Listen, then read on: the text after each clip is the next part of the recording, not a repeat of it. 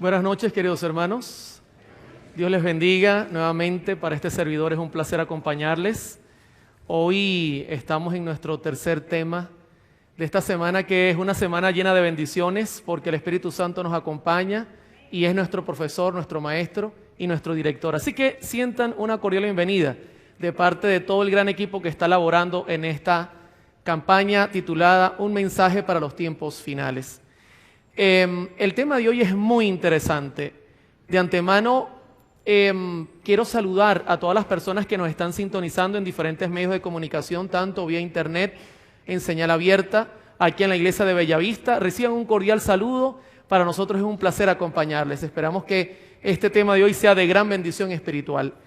El tema de ayer fue un tema muy importante porque nosotros notamos que el Señor está dispuesto a darle a su iglesia un poder para que la iglesia pueda terminar la obra que se nos ha encomendado.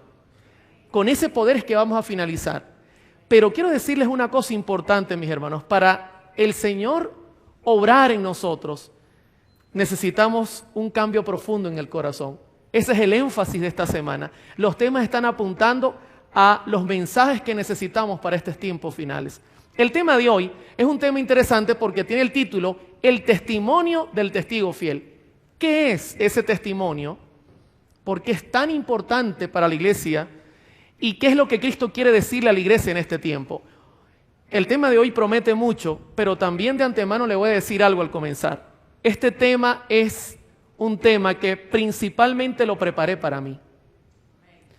Porque creo que si alguien necesita un cambio, debe ser el predicador. Si alguien necesita una transformación, debe ser el pastor. Si alguien necesita levantarse de manera diferente, debe ser el líder de toda iglesia. Por eso quiero comenzar diciéndole que aunque el tema de hoy es un tema bien directo, el primero que está en la banca soy yo. El testimonio del testigo fiel. Vamos a comenzar orando para pedirle al Señor que nos dirija en este tema especial.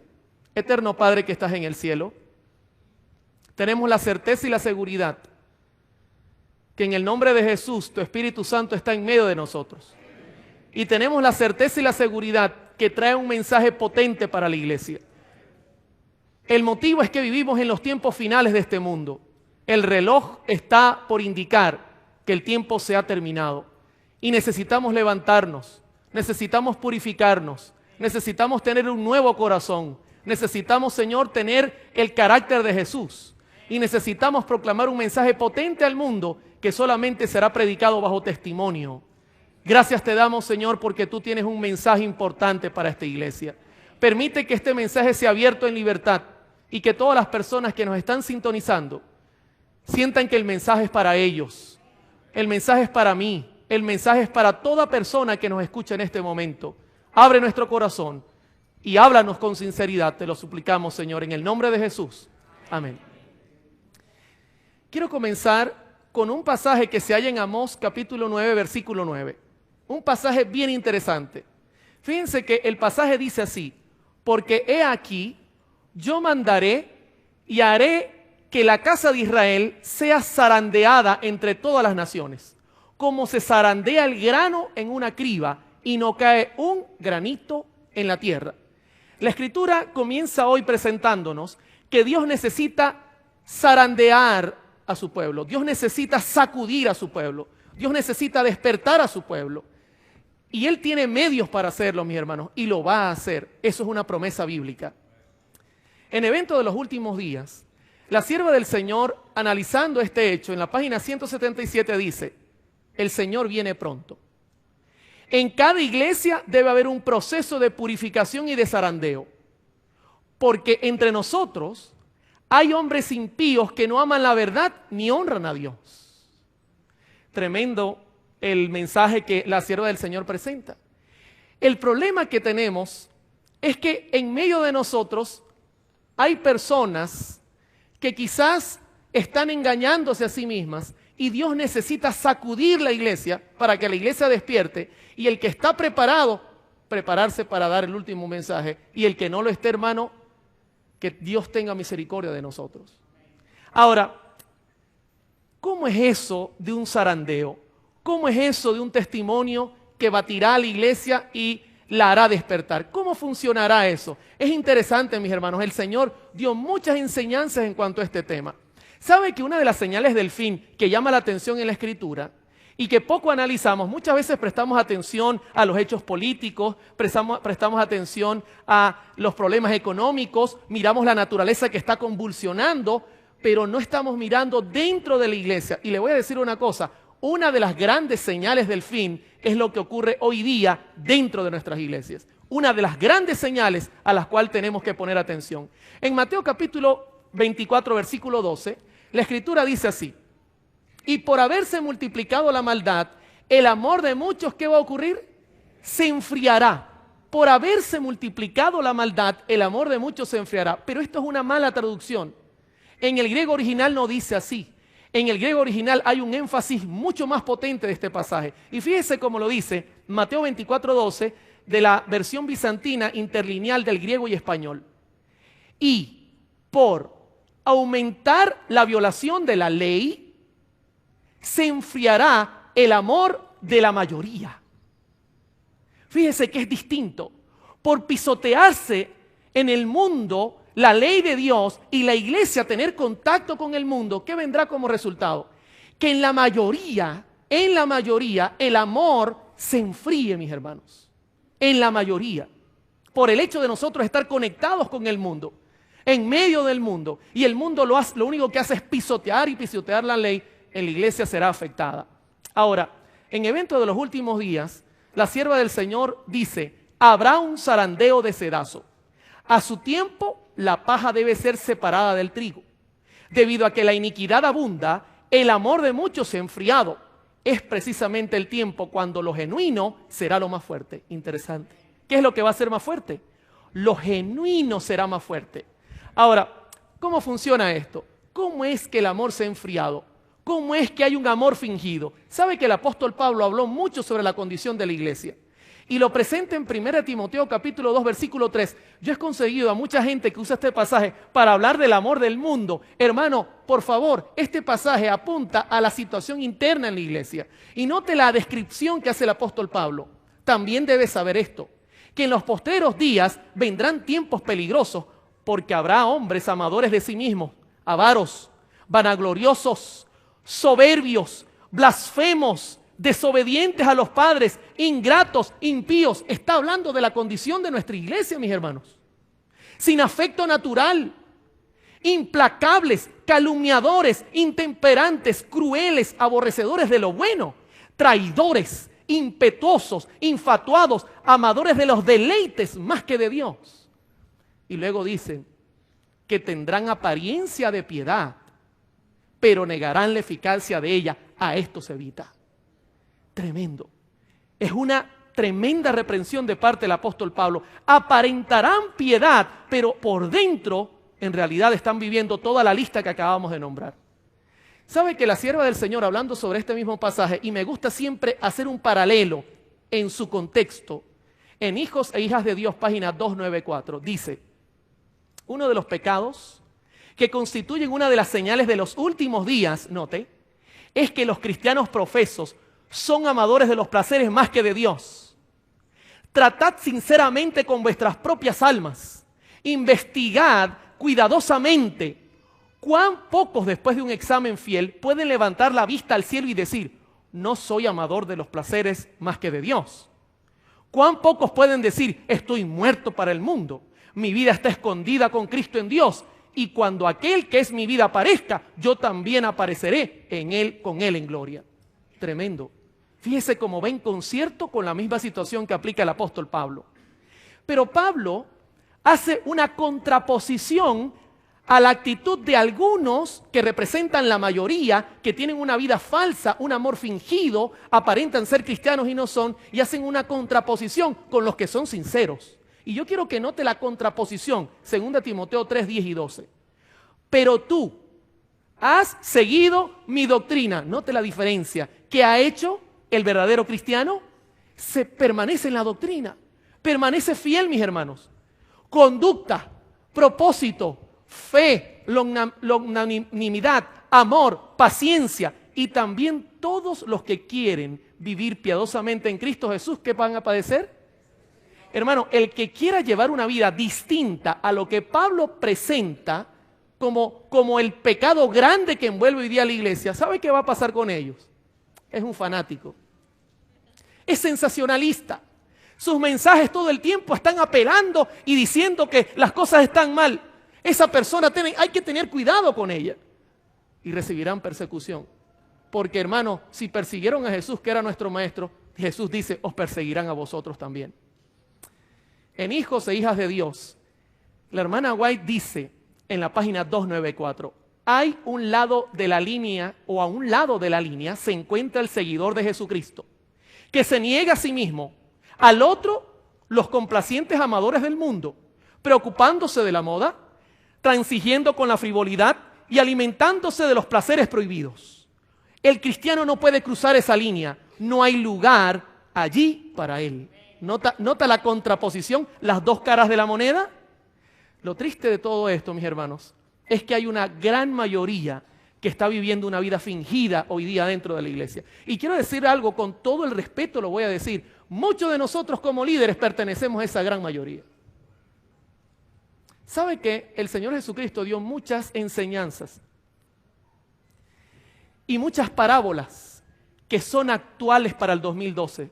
Una de ellas que siempre me ha llamado la atención es la parábola del sembrador. El sembrador presenta todas las fases de aquellos que en algún momento o escucharán el mensaje. Quiero comenzar con el primer grupo. Por ejemplo, en Mateo 13:4, Jesucristo habló de un grupo y dijo, mientras sembraba, parte de la semilla cayó junto al camino y vinieron las aves y la comieron. Ese grupo representa a las personas que oyen el mensaje, pero las aves vienen y al caer el mensaje la agarran, se lo llevan y la persona no cree y nunca termina siquiera en la iglesia. No acepta. Pero es interesante que Cristo habló de un segundo grupo en Mateo 13:5-6. Parte cayó en pedregales, donde había mucha tierra.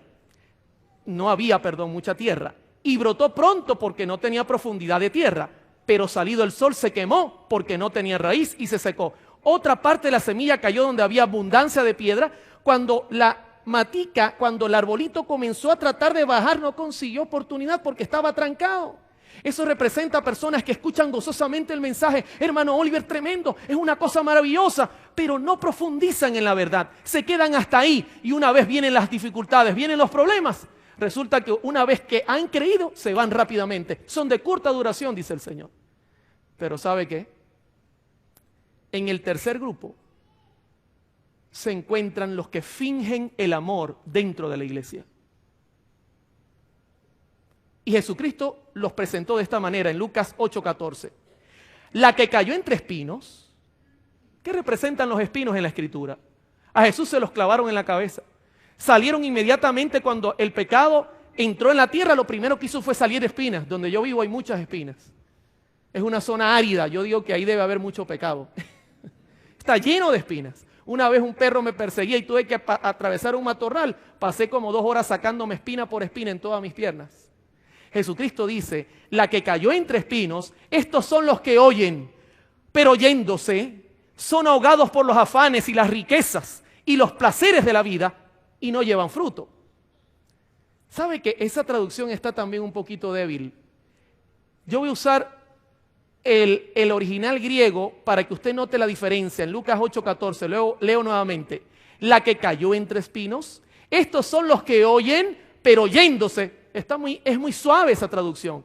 Por humai, se apartan, se salen del camino, es la traducción correcta. Ellos, aunque están en el camino, se están apartando del camino. Y la Escritura dice que son ahogados por los afanes y las riquezas y los placeres de la vida y no llevan fruto. Hay una traducción que me gusta mucho, que es la traducción Lenguaje Actual 2002, dice: las semillas que cayeron entre espinos representan a los que oyen el mensaje, pero no dejan que el mensaje cambie sus vidas, pues viven preocupados por tener más dinero y por divertirse, dice. Hermano, el tercer grupo no se va de la iglesia. El tercer grupo está en la iglesia. El problema de él es que no lleva fruto. Están fingiendo que están en la presencia de Dios. Es una vida fingida. ¿Por qué no llevan fruto? En el Hogar Cristiano, página 474, la sierva del Señor dice: el deseo de excitación y agradable entretenimiento es una tentación y una trampa para el pueblo de Dios, y especialmente para los jóvenes. Jóvenes que me están sintonizando a esta hora, que me están mirando en cámara. El diablo tiene un plan. Si la sierva del Señor en su tiempo veía que el entretenimiento era peligroso, ¿cómo será ahora que todo es entretenimiento? Todo gira alrededor del entretenimiento. Los celulares entretienen, las computadoras entretienen, el cine entretiene, el televisor, todo entretiene. Satanás está preparando constantemente seducciones que distraigan las mentes de la obra solemne de preparación para las escenas que están a punto de sobrevenir. Por medio de los agentes humanos, mantiene una excitación continua para inducir a los incautos a participar en los placeres mundanales.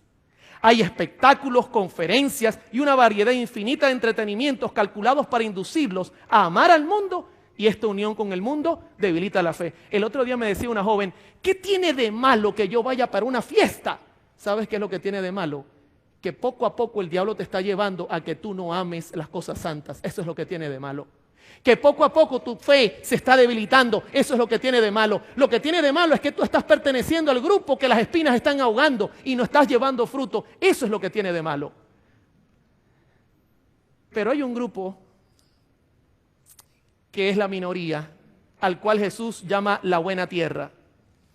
¿Sabe que en Mateo 13:8 dice: pero parte cayó en buena tierra y dio fruto, cual a 100, cual a 60 y cual a 30 por uno?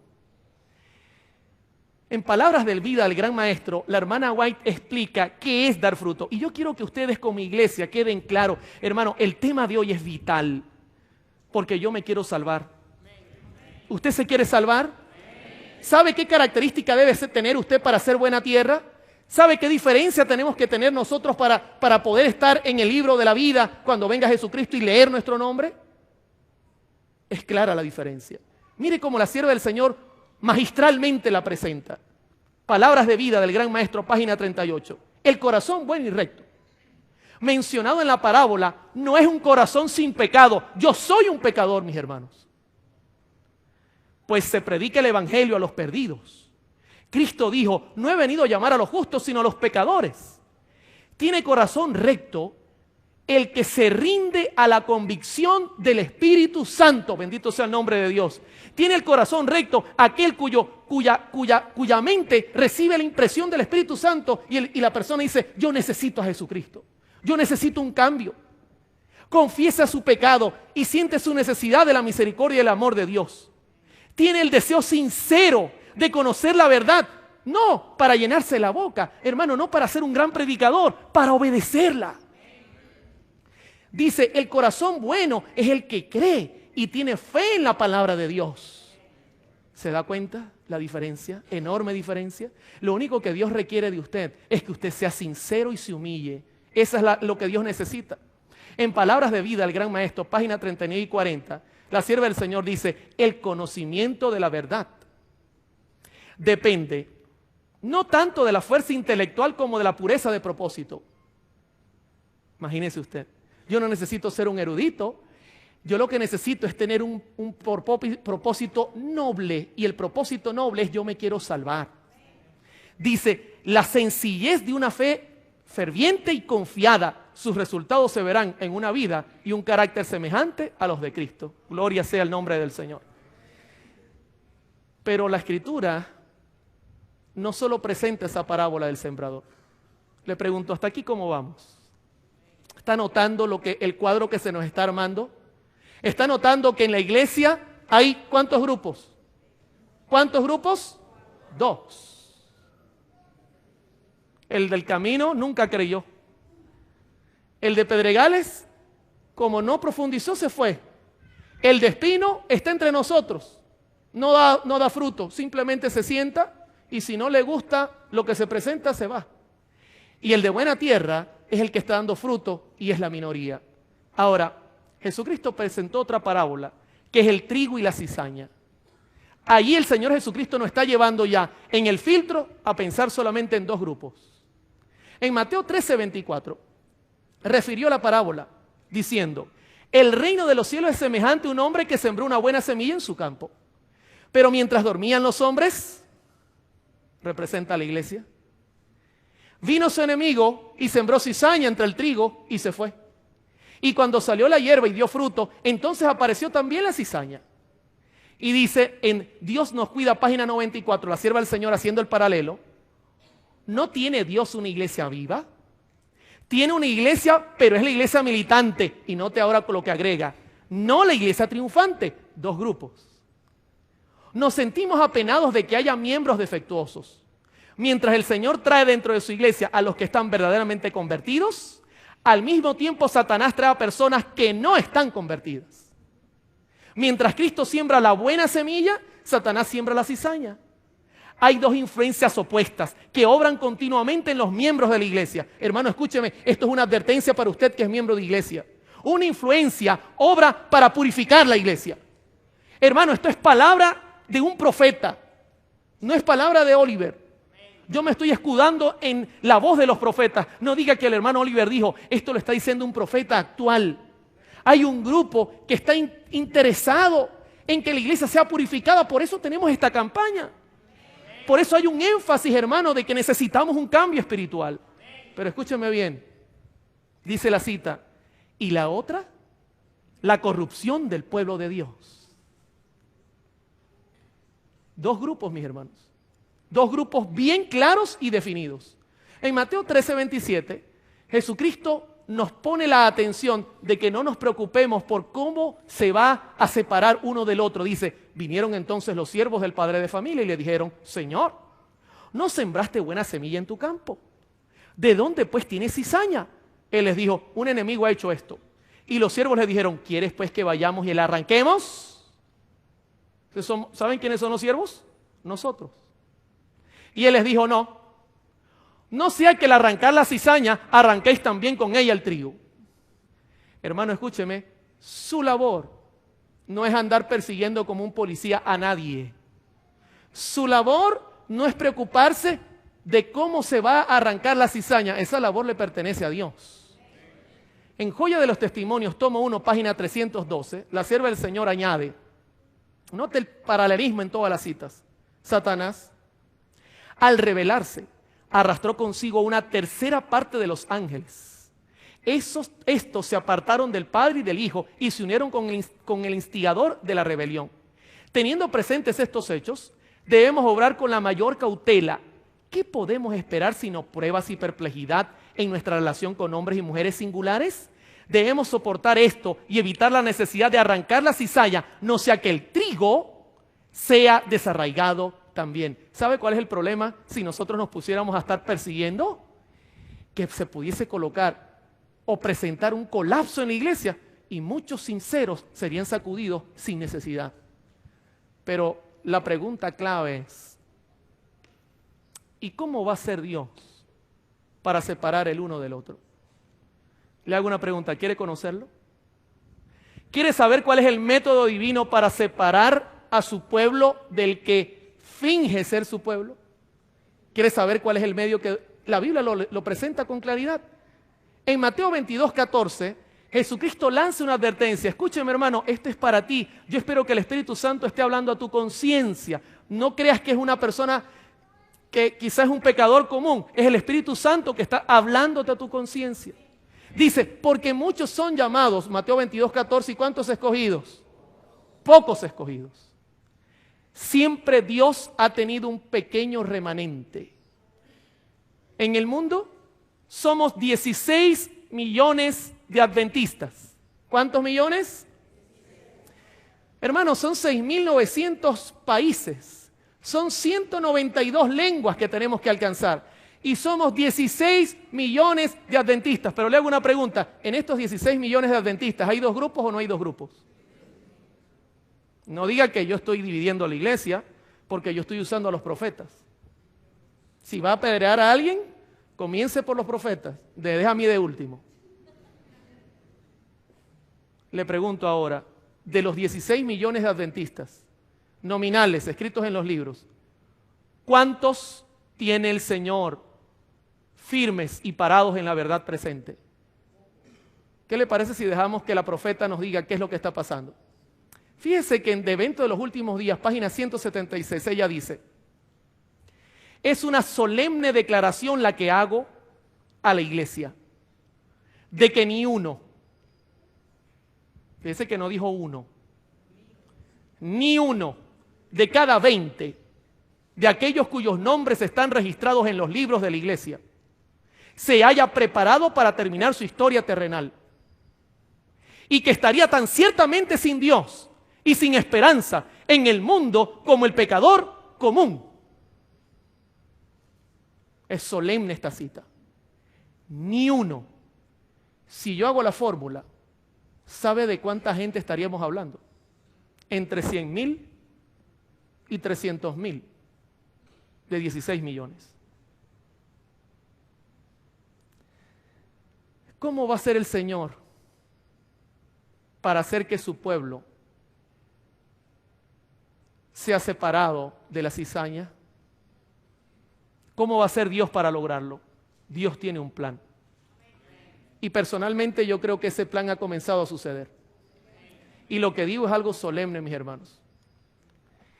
En Amós 9:9 comenzamos con una cita interesante, porque aquí yo mandaré y haré que la casa de Israel sea zarandeada entre todas las naciones, como se zarandea el grano en una criba y no cae un granito en la tierra.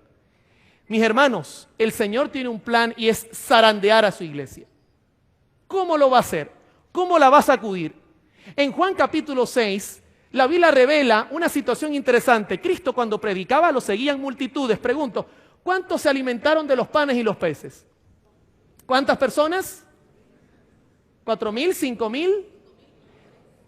Hermanos, ahí no se contaron a las mujeres y a los niños. ¿Cuántas personas le dieron la bienvenida a Jesús cuando entraba a Jerusalén? Miles. Pero quiero decirle una cosa. En los propios días de Jesús, Jesús zarandeó a sus seguidores. Y usted dirá, ¿cómo así, hermano Oliver? Sí lo hizo. Y tal cual lo hizo Jesús, se volverá a repetir. ¿Sabe por qué? Porque se acercaba el Pentecostés. Su iglesia recibiría su poder. Y Jesús necesitaba que quedaran los fieles para recibir su poder. Y Jesús zarandeó a su iglesia. Y usted dirá, ¿cómo lo hizo, hermano Oliver? En Juan 6 presenta la enseñanza. Versículo 51. Están la gente reunida, son miles reunidos. Y Jesús les dice, yo soy el pan vivo que descendió del cielo. Si alguno comiere de este pan, vivirá para siempre. Y el pan que yo daré es mi carne, la cual yo daré por la vida del mundo. Entonces los judíos contendían entre sí diciendo, ¿cómo puede darnos de comer su carne? Este está loco. Jesús le dijo, de cierto os digo, si no coméis la carne del Hijo del Hombre y bebéis su sangre, no tenéis vida en vosotros. El que come mi carne y bebe mi sangre tiene vida eterna, y yo le resucitaré en el día postrero. Porque mi carne es verdadera comida y mi sangre es verdadera bebida. El que come mi carne y bebe mi sangre, en mí permanece y yo en él. Note que el Señor predica un sermón poderoso, mis hermanos, y comienzan a cuestionarlo. En Juan 6 aclara de lo que está hablando. Versículo 63. El Espíritu es el que da vida. La carne para nada aprovecha. Ahora noten, las palabras que yo os he hablado son espíritu. ¿Sabe con qué el Señor estaba zarandeando? Con su palabra. Estaba exigiendo cumplimiento de sus enseñanzas. Estaba exigiendo que la gente actuara conforme a lo que él predicaba. Y en Juan 6:66 dice, desde entonces, muchos de sus discípulos volvieron atrás. Esto suena como en la parábola del sembrador, ¿verdad? Se comenzaron a desviar del camino. Y ya no andaban con él. Dijo entonces Jesús a los 12, ¿queréis acaso iros también vosotros? Y noten la respuesta maravillosa de Pedro. Pedro a veces respondía locuras, pero esta vez la pegó. Señor, ¿a quién iremos? Tú tienes palabras de vida eterna. ¿Con qué estaba zarandeando? ¿Con qué comenzó Jesús a hacer división entre sus seguidores? Con la palabra de Dios. Con presentarles la verdad cruda y decir, si ustedes no viven y no permanecen en eso, ustedes no van a seguir conmigo. Fíjense que en Evento de los Últimos Días, página 177, la hermana White presenta este mismo principio. Estamos en el tiempo del zarandeo, en el tiempo en que todo lo que puede ser sacudido, será sacudido. El Señor no disculpará a los que conocen la verdad y no obedecen a sus órdenes en palabras y acciones. ¿Está notando? El zarandeo comenzará con el testimonio del testigo fiel, mis hermanos. Comenzará poniendo a su iglesia en la balanza para saber quién vive la verdad y quién finge vivir la verdad. En Joya de los Testimonios, tomo 1, página 180. La sierva del Señor dice, pregunté, ¿cuál era el significado del zarandeo que yo había visto? Y se me mostró que lo motivaría el directo testimonio que exige el consejo del testigo fiel a la iglesia de la Odisea. Tendrá este consejo efecto en el corazón de quien lo reciba y le inducirá a rebajar la norma. ¿A qué cosa? Ensalzar la norma y expresar claramente ¿qué cosa? La verdad. Hermano, ya se acabó de sacar pañitos suaves. Hermano, usted está bien. Usted no. Necesitamos proclamar la verdad como es, directa. Pero fíjese lo que habrá de contraposición. Algunos no soportarán este testimonio directo, dice ella, sino que se levantarán contra él. ¿Cuántos grupos hay aquí? 2. Uno está dispuesto a ensalzar la verdad, uno está dispuesto a vivir la verdad, pero ¿qué pasará? Se cumple Timoteo, los que quieran vivir piadosamente van a ser perseguidos. Y dice, esto es lo que causará un zarandeo en el pueblo de Dios. ¿Sabe que cuando Cristo presentó este tema, habló de la iglesia de la Odisea? La iglesia de la Odisea tiene símbolos que son interesantes. En primer lugar, al hablar de la Odisea, Cristo, al presentar, nota, el testimonio del testigo fiel tiene que ver con el mensaje de la Odisea. Fue establecida en el 261 a.C. y 245 a.C. por el rey Antíoco II. El nombre de la Odisea significa juicio del pueblo o pueblo juzgado. Interesante. Y estamos en el proceso del juicio. Era una ciudad muy próspera económicamente, tanto que tuvo un tremendo terremoto. Roma ofreció ayuda y dijeron, no hace falta, tenemos cómo solventar el problema. Se sentía totalmente cómoda, rica, era famosa por sus cascadas de agua tibia y salobre. El agua tenía un mal gusto porque era agua mineral, por su tibieza producía náuseas. También confeccionaban un tipo de lana negra, especialmente el color negro, se recordaba mucho en la Odisea. Esto es interesante, mis hermanos, los símbolos se aplican totalmente a nuestro tiempo. Cerca de la Odisea existía también una fábrica de colirio que se usaba para los ojos. En Apocalipsis 3:14 está el corazón del tema de hoy. Está el testimonio del testigo fiel. Y note las palabras de Jesús. Y escribe al ángel de la iglesia en la Odisea. He aquí, el amén, el testigo fiel y verdadero, el principio de la creación de Dios dice esto. Yo conozco tus obras, que ni eres ni frío ni caliente. Ojalá fueres frío o caliente, pero por cuanto eres tibio y no frío ni caliente, te vomitaré de mi boca. Note, aquí Jesucristo habló de 3 grupos. Los fríos no les interesa nada. Están los calientes que están de cabeza metidos en la obra, pidiendo santificación y purificación y trabajando y dando fruto 100%, pero están los tibios. El tibio está parado en el medio, mis hermanos. El tibio se siente bien en el mundo, pero a veces un poquito incómodo, y se siente bien en la iglesia en su condición. Él en realidad no se siente ni bien de un lado ni bien del otro. Él está en el medio. Oye, no hay cosa peor. Yo digo a la gente, a los jóvenes, ¿sabes qué es horrible? Estar en el mundo y no sentirte del mundo. Y estar en la iglesia y no sentirte de la iglesia. Entonces, ¿qué te estás pasando? Hermano, decídete. En el comentario bíblico dentista, en la página 777 dice, ¿por qué es preferible una condición de frialdad a una de tibieza? Las siguientes palabras proyectan luz al respecto. Al Señor le agradaría que los tibios que creen que son religiosos nunca hubieran mencionado su nombre. Son una carga continua para los que anhelan ser fieles seguidores de Jesús, pero al mismo tiempo son una piedra de tropiezo para los incrédulos. O sea, ni permiten que los que están adentro que den fruto como Dios manda, ni permiten que los que están afuera se convenzan. Están molestando ambos grupos. Ese es el tibio. En 2 de Pedro 3:11 está la contraparte.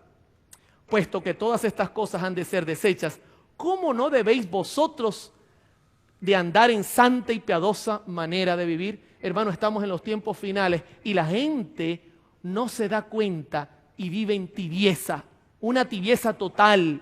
En Joya de los Testimonios, tomo 1, página 477, la sierva del Señor dice: el mensaje de la Odisea se aplica a los hijos de Dios que profesan creer en la verdad presente. La mayoría de ellos son tibios, note cómo sigue la misma línea, y solo profesan la verdad. Tienen el nombre de cristianos, pero nada de celo. Dios indicó que quería en el corazón de la obra hombres que corrigiesen el estado de las cosas que existe allí y permaneciesen como fieles centinelas en su puesto de deber. Les ha dado luz con respecto a todo punto para instruirlos, estimularlos y confirmarlos según lo que requería el caso. Dios nos ha dado suficiente capacidad, Dios nos ha dado todo, pero lamentablemente la mayoría está en tibieza. Ahora, la Odisea tiene una característica que me llama la atención, pastores y hermanos que me acompañan. ¿Sabe qué me llama la atención de la Odisea? Apocalipsis 3:17 habla de cómo se cree ella. ¿Por qué? Tú dices: yo soy rico y me he enriquecido y de ninguna cosa tengo necesidad. Y no sabes, dice Jesús, que tú eres un desventurado, miserable, pobre, ciego y desnudo. ¿Sabe? La Odisea está en serios problemas porque ella piensa que es así. Ella está en harapos, se está muriendo espiritualmente, pero ella cree de ella que ella es santa, que ella es pura, que ella es perfecta, que mejor que ella no hay nada en esta tierra. Por amor al Señor, mis hermanos, ese espíritu es diabólico. Yo soy rico, ahí tirado en el piso, con los pantalones rotos, pobre. Yo me he enriquecido y no tengo necesidad. En el comentario bíblico dentista, la hermana White dice en el tomo 7, página 974, de ellos dice Cristo: os jactáis de ser ricos y estar enriquecidos con supuestas victorias espirituales, pero en realidad no sois ni fríos ni calientes, sino que estáis llenos de una vana facultad. A menos que os convirtáis, no podréis ser salvos, puesto que estropearíais el cielo con vuestra profana sabiduría. Ellos creen que están súper bien y esa sabiduría profana echaría a perder el reino de los cielos. No puedo aprobar vuestro espíritu y vuestra obra. No procedéis de acuerdo con el ejemplo divino. Estáis siguiendo un molde que solo es vuestra propia invención. Porque sois tibios, debo escupiros de mi boca. Hermanos, cuando este servidor se levanta en muchos lugares y presenta temas como estos, la gente dice: hermano Oliver, está siendo demasiado directo, está siendo, la iglesia tampoco está así. Ese es el espíritu de la Odisea. Se siente rica. En Apocalipsis 3, Jesucristo les dice: yo soy rico, me he enriquecido, no tengo necesidad. Noten, así se siente la iglesia. Siente que todo está perfecto, que está ganando miles de almas, que el mundo va a ser prontamente predicado, pero hay una situación interna que se está carcomiendo a la iglesia. Y lo triste es que no nos damos cuenta de la gravedad del asunto. Se siente rica, pero sabe una cosa interesante: todo esto se cae delante del testimonio de Cristo. Esta es la verdadera condición. La iglesia es desventurada. La iglesia actualmente tiene una condición miserable. La iglesia actualmente se siente pobre. La iglesia actualmente debe sentir que está ciega, debe sentirse desnuda. Y cualquiera diría: hermano Oliver, pero usted está diciendo cosas duras. La iglesia no está así. Ese es el sentimiento de la iglesia, del testigo fiel. Cree que lo tiene todo y no tiene nada. ¿Sabe qué es lo triste de todo este asunto? Y aquí voy a la gravedad. Este es el punto más grave. Y usted dirá: hermano Oliver, oye, el tema de hoy es bien duro. Recuerden que comencé diciendo que es para mí, que yo soy el primero. En el comentario bíblico dentista, en la página 778 dice: el que no sabe y no sabe que no sabe, casi no tiene esperanza.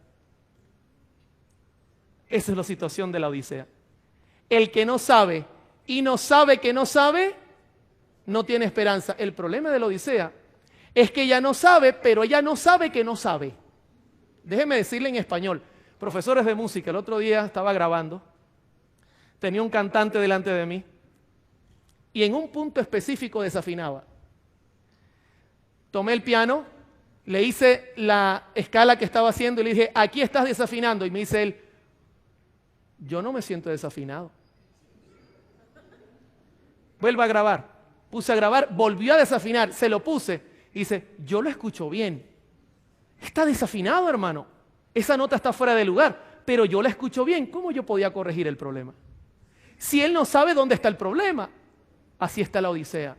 La Odisea no sabe que no sabe. La peor situación es que la Odisea se cree bien, se cree rica, pero no sabe que está muy mal, que necesita urgentemente un levantamiento espiritual dentro de ella. La ignorancia de su verdadera condición que caracteriza a los cristianos de la Odisea es un agudo contraste con el certero conocimiento que Cristo tiene de la verdadera condición de sus iglesias. Ella no sabe que no sabe, pero Jesucristo le dice, yo conozco tus obras. Interesante. El Señor conoce mucho más de nosotros que nosotros mismos a nosotros. En esta situación aparece Cristo como un comerciante y trae cosas preciosas para la iglesia. En Apocalipsis 3 dice, por tanto, yo te aconsejo que de mí compres oro refinado en fuego para que seas rico, vestiduras blancas para vestirte y que no se descubra la vergüenza de tu desnudez y unge tus ojos con colirio para que veas. ¿Sabe qué es interesante? El oro refinado en la Escritura, que son símbolos bíblicos, representa, según Santiago 2.5, hermanos míos, oíd, ¿no ha elegido Dios a los pobres de este mundo para que sean ricos en fe y herederos del reino que ha prometido a los que le aman? En Gálatas 5.6, porque en Cristo Jesús ni la circuncisión vale algo, ni la incircuncisión, sino la fe que obra por el amor. En Job 16.10, mas el que conoce mi camino me probará, él conoce mi camino, me probará y saldré como oro. El testigo fiel trae parte de la solución y es que la iglesia se acerque y compre fe y amor de Jesucristo, quien es el único que lo puede vender. Hermano, tenemos que acercarnos a Jesús. El llamado es ser humildes, reconocer nuestra condición, no creernos supercristianos. Hermano, la situación es seria, tenemos que acercarnos a Jesús y comprar la fe que ofrece. Note que en Joya de los Testimonios dice ella, tomo 1, página 478, la fe y el amor son el oro puro, o las verdaderas riquezas que el testigo fiel les aconseja a los tibios que compren. Porque por ricos que seamos en los tesoros terrenales, toda nuestra riqueza no nos habilita para comprar los preciosos remedios que curan esa enfermedad del alma que se llama tibieza. El oro probado en el fuego que se recomienda aquí es la fe y el amor. Enriquece el corazón porque se ha refinado hasta su máxima pureza y cuanto más se lo prueba, tanto más resplandece. Hermano, nosotros necesitamos acercarnos a la Escritura. Necesitamos estudiar la Biblia, centrarnos en los testimonios que tenemos, dedicar más tiempo. ¿Sabe por qué la iglesia está en la condición actual que está? Porque ha abandonado a los profetas y la Escritura es clara. Si usted abandona a los profetas, el pueblo andará ciego, mi hermano. El pueblo no sabrá qué hacer. Hemos abandonado, estamos leyendo cosas que no valen la pena, perdiendo el tiempo en cosas que no sirven, mientras que deberíamos estar preparándonos para la batalla final. Y la sierva del Señor dice, acérquense a Cristo, compren de Él la fe que vale, que procede de la palabra de Dios. Pero aparte de eso, nos pide comprar vestiduras blancas. En Gálatas 3:27 dice, porque todos los que habéis sido bautizados en Cristo, de Cristo estáis revestidos. En Mateo 22:11, y entró el rey para ver a los convidados, y vio allí un hombre que no estaba vestido de boda. En Apocalipsis 3:4, pero tienes unas pocas personas en Sardis que no han manchado sus vestiduras, y andan conmigo en vestiduras blancas, porque son dignas. ¿Qué representan las vestiduras? En Joya de los Testimonios, tomo 1, la hermana White dice, la vestidura blanca es la pureza de carácter, la justicia de Cristo impartida en el pecador. Es a la verdad una vestidura de tejido celestial que puede comprarse únicamente de Cristo para una vida de obediencia voluntaria. Hermano, la vestidura blanca representa sencillamente acercarnos a Jesús para que Él nos entregue su gracia y su poder y nos vista de blanco.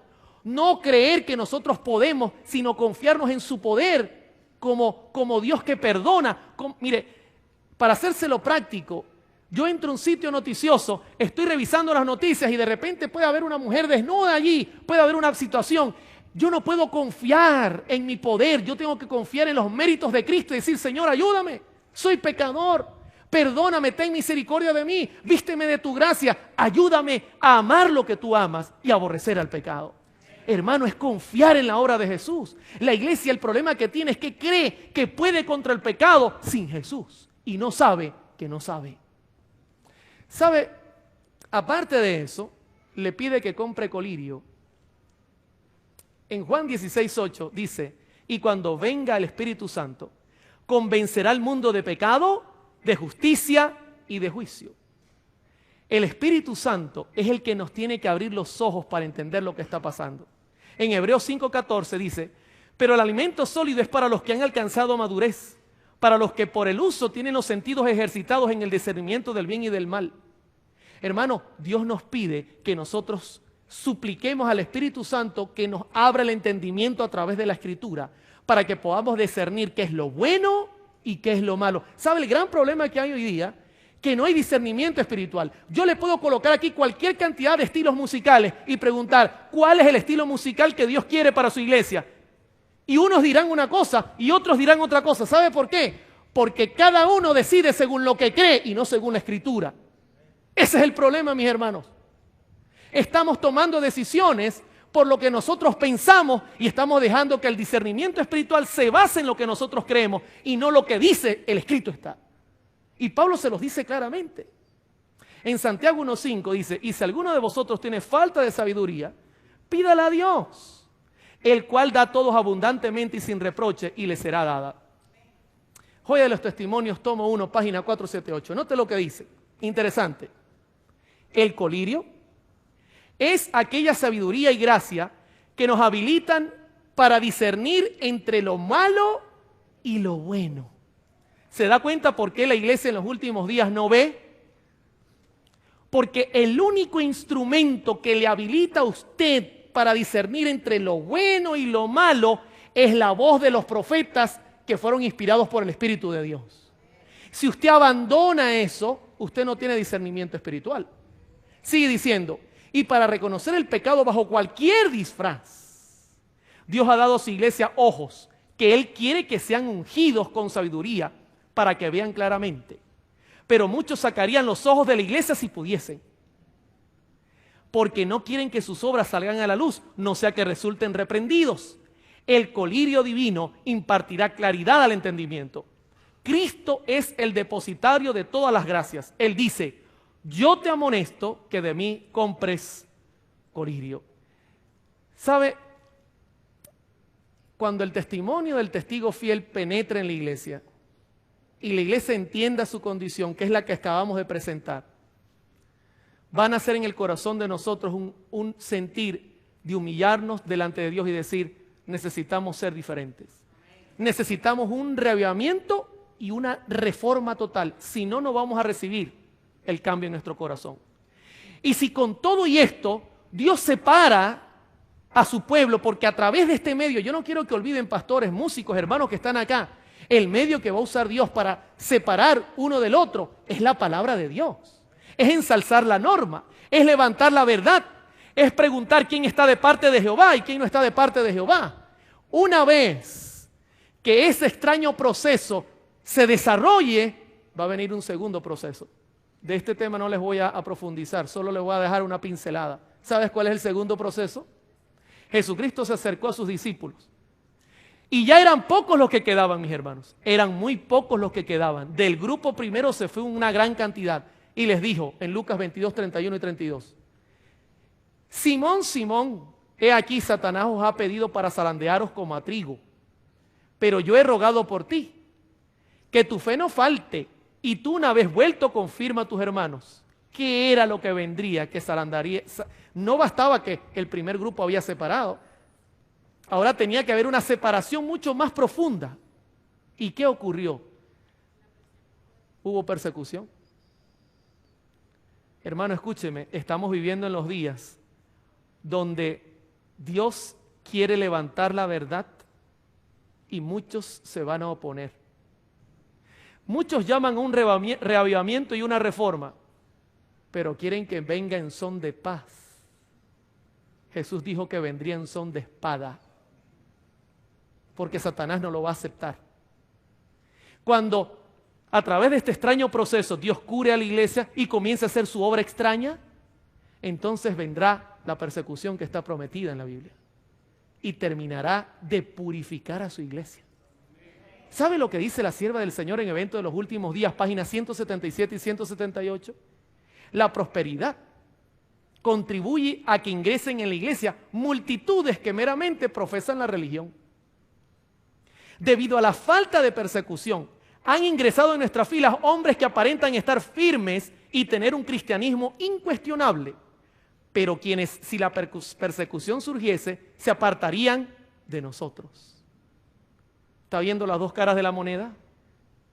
Si hay un zarandeo, vendrá por la palabra del testigo fiel y luego será rematada por la persecución. Interesante. Ahora, quiero terminar diciéndoles que Jesucristo aparece tocando. Y esta noche está tocando tu corazón. Él quiere que tú seas trigo. Él tiene el poder de que si tú tienes una vida de cizaña sin fruto, Él tiene el poder hoy de convertirte en trigo. Pero tú debes aceptar la reprensión. Tú debes aceptar que tu vida no es la del niño rico, sino la del niño pobre. Y debes aceptar que necesitas un cambio total, un total cambio que se base en vivir la fe que tú dices que tienes. Y el Joya de los Testimonios, tomo 2, página 355, la sierva del Señor dice, aunque existen males en la iglesia, y los habrá hasta el fin del mundo, la iglesia ha de ser en estos postreros días luz para un mundo que está contaminado y corrompido por el pecado. La iglesia debilitada y deficiente es la iglesia de hoy, que necesita ser reprendida, amonestada y aconsejada. Es el único objeto de esta tierra al cual Cristo concede su consideración suprema. Tremendo mensaje, mis hermanos. Hermano, tú como persona, como miembro de iglesia, Cristo tiene sobre ti sus ojos, porque Cristo quiere que tú te salves. Cristo quiere que tú participes. Cristo no quiere que hayas perdido tu tiempo en esta iglesia. Cristo no quiere que tú hayas perdido tu tiempo sentándote aquí, haciéndote meramente como un cristiano fiel, pero que está ahogado. No, Cristo quiere llevarte a su reino. Pero necesitamos entender nuestra situación personal. No podemos taparnos los ojos. Hermano, no podemos llevar un cristianismo falso. Tenemos que llevar un cristianismo sincero. Y Jesús aparece tocando la puerta. En Apocalipsis 3:20, he aquí yo estoy a la puerta y llamo. Si alguno oye mi voz y abre la puerta, entraré a él, dice el Señor, y cenaré con él. Y note que hay un intercambio. Y él conmigo. Necesita la iglesia tener un intercambio entre Jesús y la iglesia. Hermano, es mi sincera petición a Dios en esta hora, que el Señor te pueda ayudar y tú puedas cumplir el cometido que el Señor tiene para ti, que el Señor te pueda instruir en justicia y que tú te puedas levantar en estos últimos días. Recuerda que Dios te quiere como trigo, no te quiere como cizaña. Vive la verdad que crees. No estés diciendo simplemente que eres miembro de iglesia y que perteneces a la mayoría de los que no van a estar con la iglesia. El Señor te está llamando en estos días finales para hacer la obra maravillosa de predicar el evangelio al mundo.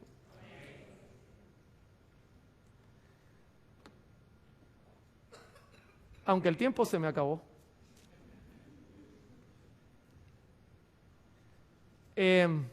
Hice una pequeña pausa para que los editores puedan trabajar.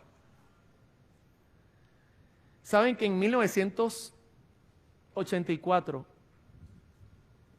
yo era un niño de unos 15 años, entre el 84 y el 86. Y me di cuenta que yo era cizaña en la iglesia.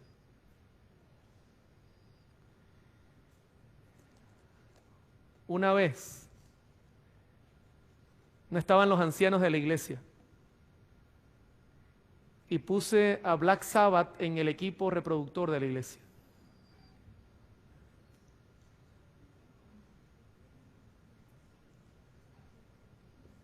Cuando me llevaban a los campamentos, el sábado, pasaba todo el sábado escuchando música rock. Está sonando el reloj, hermano, y está tocando un guaguancó.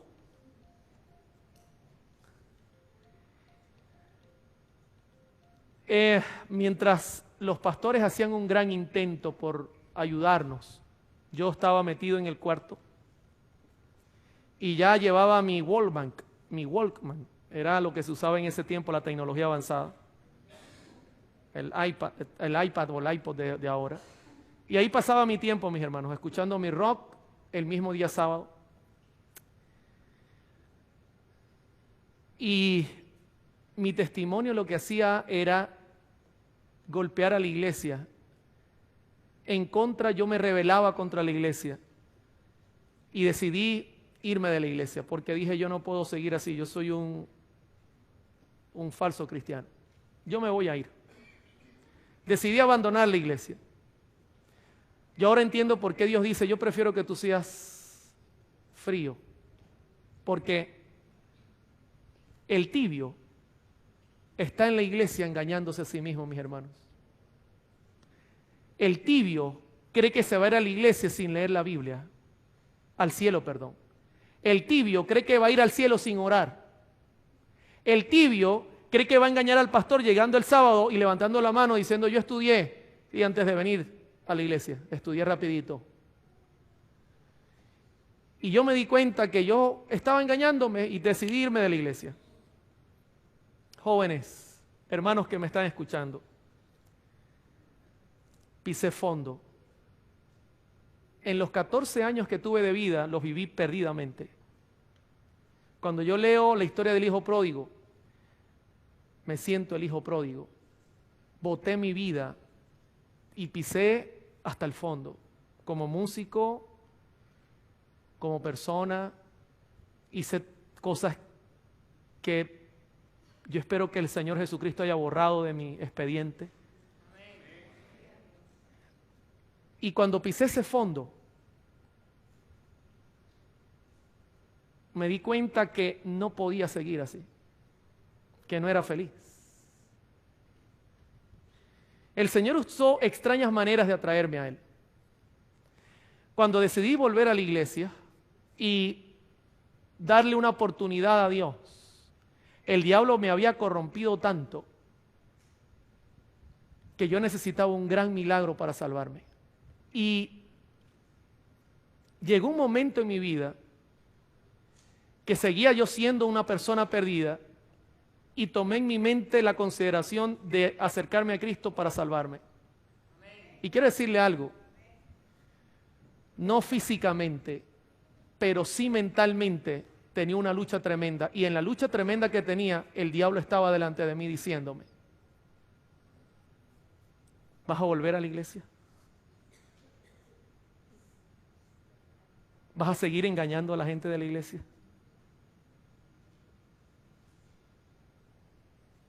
Quédate conmigo. Húndete. No vale la pena lo que vas a hacer, te vas a perder igual. Llega hasta el fondo. Conmigo las mujeres agárralas, los licores agárralos, porque conmigo vas a parar al mismo lugar. No vivas una vida fingida. Aquí conmigo haz lo que te dé la gana. Porque cuando te presente en el infierno no voy a decir que eres el más buena gente. Pero por el otro lado aparecía Jesucristo, mis hermanos. El diablo me forzaba a hacer cosas que yo no quería hacer. Y yo le digo y le hablo a los jóvenes, Salomón sintió lo mismo que yo. El diablo lo llevó al punto hasta de afeminarse y hacer cosas que él no deseaba. Porque el diablo quiere que tú hagas todo lo que puedas para destruirte a ti mismo. Ese es su fin. Cuando aparece Jesucristo, jóvenes y músicos y pastores, Jesucristo me ofrece el plan B, que para mí era un plan B, que pasó a luego ser plan A. Y me dice, mira, si tú crees en mí,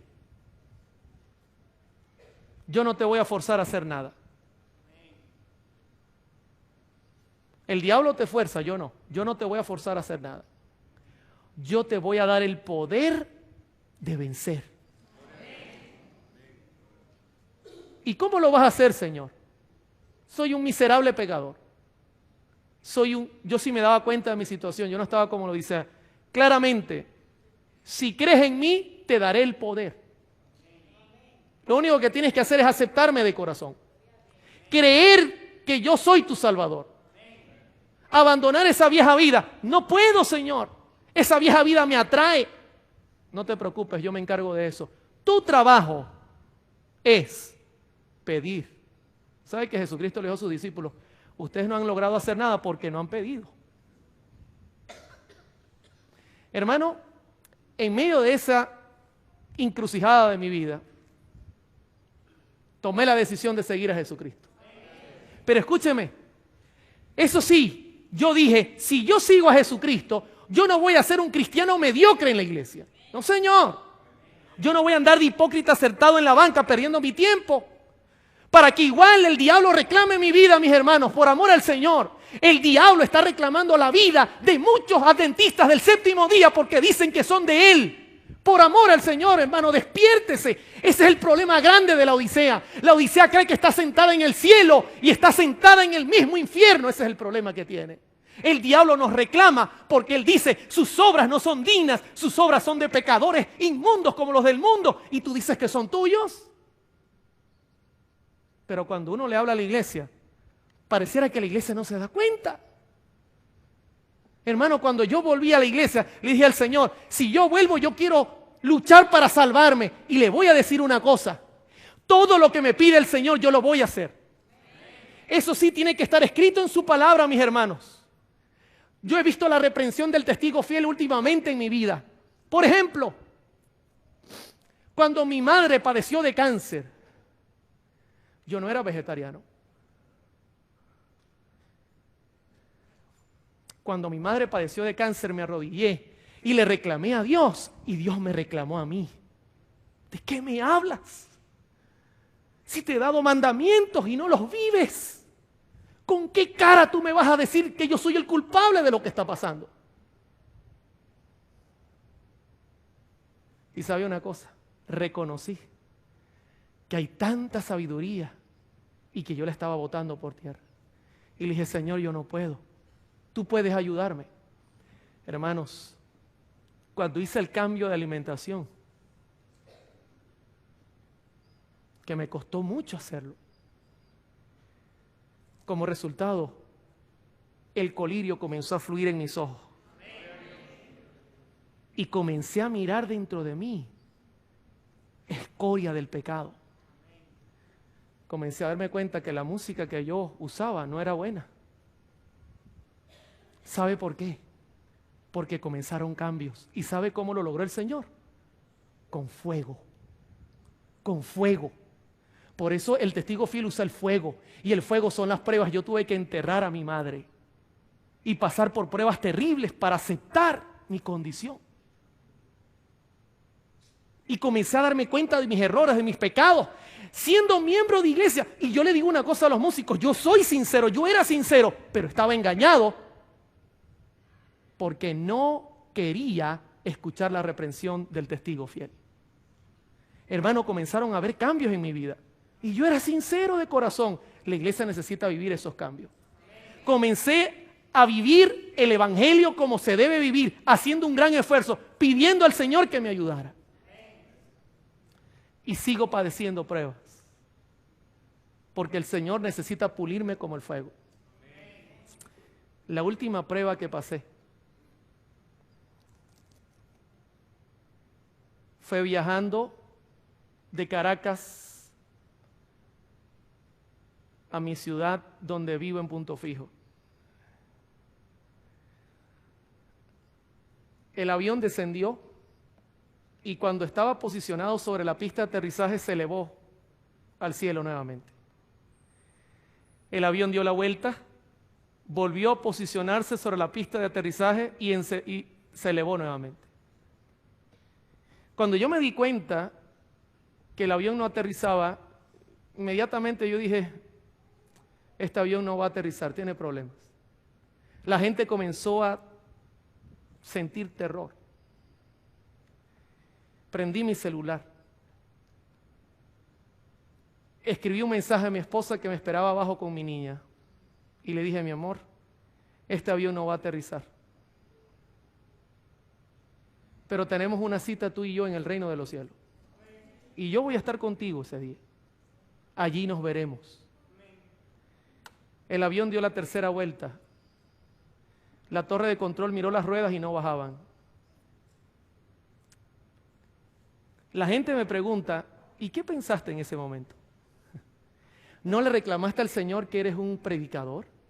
¿Que venías de hacer su obra?